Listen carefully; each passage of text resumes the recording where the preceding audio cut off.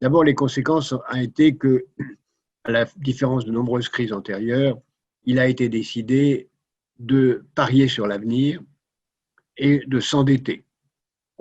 Et plutôt que laisser l'économie s'effondrer, on a décidé d'ouvrir les robinets du crédit à l'infini, que ce soit les crédits des banques privées commerciales ou le crédit des banques centrales, qui sont d'ailleurs derrière les banques commerciales, puisque les banques commerciales ne pourraient pas faire des crédits sans les banques centrales. Et là encore, c'est quelque chose de totalement nouveau, sur lequel personne n'a véritablement le sentiment de pouvoir véritablement avoir une réponse claire, puisque pour la première fois, nous sommes dans une économie globalisée où les banques centrales mettent un argent illimité au bénéfice d'entreprises et de particuliers, ce qui, normalement, en toute simplicité de la théorie économique, aurait dû depuis longtemps déclencher une inflation qui aurait ruiné les épargnants, c'est-à-dire les personnes âgées. Sachant que l'inflation est bonne pour les jeunes,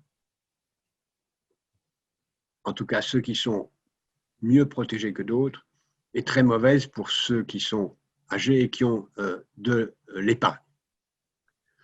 Ce n'est pas ce qui se produit, et c'est tant mieux, puisque ça permet à la fois de faire une économie avec des taux d'intérêt extrêmement bas et une économie qui peut développer l'endettement à des niveaux jamais atteints dans l'histoire humaine, sans que pour l'instant ça déclenche une inflation qui serait politiquement et socialement suicidaire. Pourquoi? Parce que la globalisation entraîne une concurrence des prix si forte qu'elle compense l'impact inflationniste de la création monétaire, qu'à cela s'ajoute le progrès technique qui lui aussi est dans une phase d'accélération, même si on n'en voit pas clairement les effets, mais qui, par toutes ses dimensions, en particulier de l'intelligence artificielle et de la 5G, va être un facteur d'accélération de l'augmentation de la productivité du travail et donc de la réduction du coût du travail et donc d'une déflation qui compense l'effet inflationniste de la création monétaire. Donc, on a pu et on peut pour l'instant utiliser l'arme monétaire, comme le Japon le fait depuis très longtemps, l'arme de la dette publique et de la dette privée, comme les Japonais le montrent depuis longtemps, sans que cela apparaisse des risques. D'une certaine façon, le monde est en train de se japoniser de ce point de vue, et l'exemple japonais le montre, cela peut être durable, à condition, comme le Japon le montre, que la dette publique soit détenue d'abord par des citoyens du pays qui ont confiance dans leur monnaie et dans leur pays et qui feront tout pour l'aider à survivre. Ce n'est pas le cas dans beaucoup d'autres pays et on peut en effet craindre que pour d'autres pays endettés, en particulier les pays en développement qui n'ont pas l'épargne nécessaire pour financer leur emprunt, la crise conduise à une remise en cause de l'ensemble de leur système économique et social. J'y reviendrai. En Europe, la dette est à peu près détenue par les Européens et elle peut augmenter, et c'est le cas. Aux États-Unis, elle peut augmenter aussi puisque les États-Unis sont émetteurs de la monnaie mondiale qui peut émettre sans limite puisqu'elle est encore aujourd'hui considérée comme la monnaie de référence. Nous sommes donc dans une situation où, en apparence, le système tient la route, malgré une récession mondiale extrêmement grave qui pénalise et crée plus de chômeurs que jamais dans l'histoire. Quelles seront les conséquences géopolitiques et quelles sont les réponses qu'il faut mener? Les conséquences géopolitiques, les conséquences éthiques et technologiques sont considérables. Les conséquences géopolitiques sont que, pour ma part, je pense que cela va accélérer deux mouvements que je vois pour ma part depuis un certain temps, à savoir un déclin relatif de la puissance américaine et un retrait des États-Unis autour d'eux-mêmes. Les États-Unis vont se concentrer sur leurs propres problèmes qui sont immenses Cette crise révèle une immense pauvreté dans la société américaine, de nombreux endettements privés gigantesques, des sans-abri par dizaines de millions. Et je pense que la faiblesse des infrastructures américaines, la faiblesse du système social américain va faire que les États-Unis vont se concentrer sur eux-mêmes beaucoup plus. De même, je pense que la Chine, contrairement à ce qu'on croit, ne sort pas renforcée de cette crise. D'abord parce qu'elle sort en donnant la mauvaise image d'avoir été celui qui est responsable de cette crise mondiale, en cachant la vérité au reste du monde. Ensuite, parce que la Chine est un pays qui vieillit sans avoir mis en place son système social. Vieillir quand on est riche, comme le Japon ou l'Europe, c'est pas grave. Vieillir quand on est pauvre ou quand on n'a pas mis en place le système social, c'est extrêmement grave et c'est ce qui arrive en ce moment à la Chine. Plus conjoncturellement, la Chine n'arrive pas à faire redémarrer sa demande intérieure et dépend entièrement de la demande extérieure qui n'est pas en train de redémarrer pour les raisons que j'ai dit tout à l'heure. Et donc, je ne crois pas du tout que la Chine soit en situation de vaincre ou de devenir le grand vainqueur de cette crise.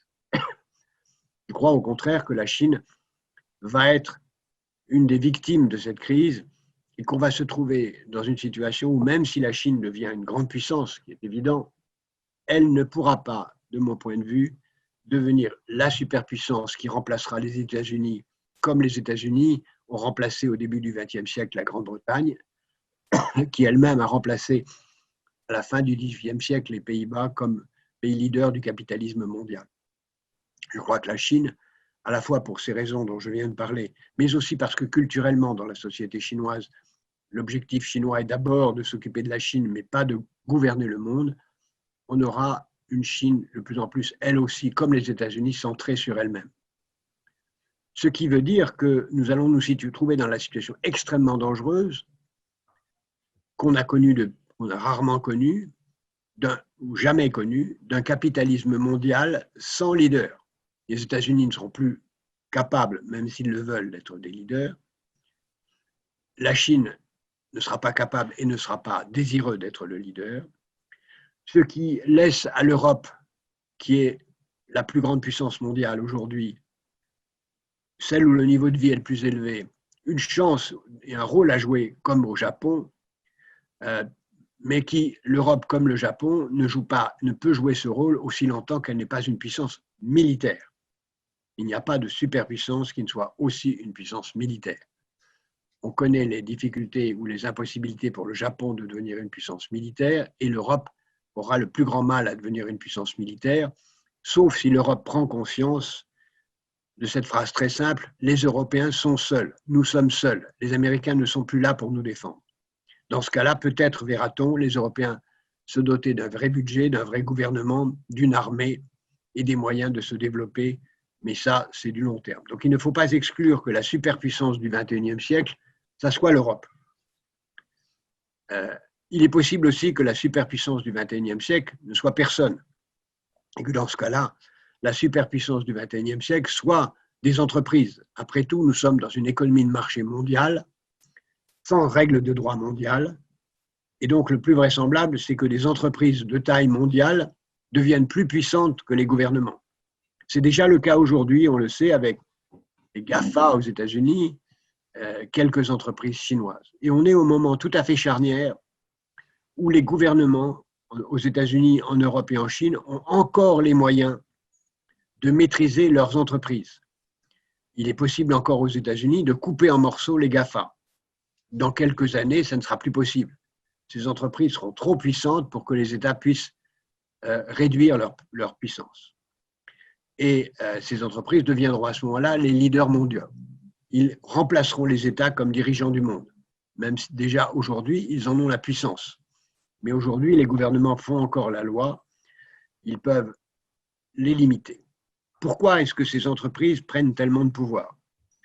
Essentiellement parce que la crise actuelle a montré que nous sommes en train de basculer plus vite que nous ne le croyons d'une économie de l'énergie à une économie de l'information.